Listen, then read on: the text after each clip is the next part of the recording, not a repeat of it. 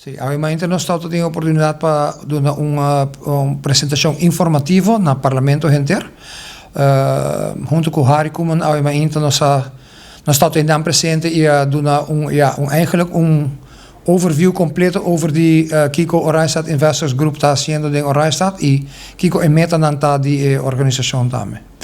Sim, nós estamos trabalhando roupa de cerca com o governo fez de começamento, ora nós começamos o projeto aqui, nossa firma junto com o governo LOI na novembro ou dezembro, não te acordo mais preciso luna, pero dinge LOI tem certo ponto de urgência, nang é adicto nang, outro tauta limpeza e também do otorgamento de permisso precário of bouwvergunning.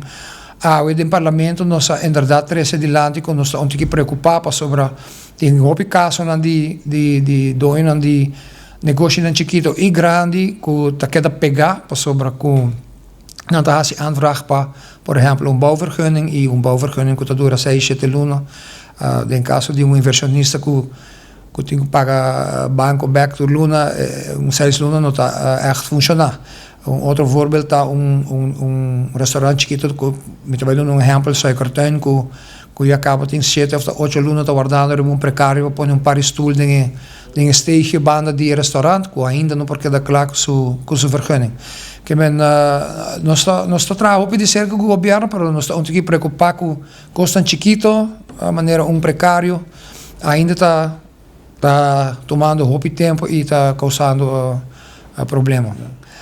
Durante a reunião no parlamento, me actually lubidari para parking, que é dos pontos mais urgentes de nossa agenda.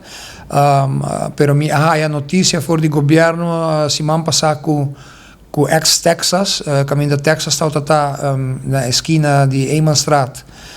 E nana está vai sacar aanbesteding à ocupatie, parkeergarage, que é parqueio de mais com piso.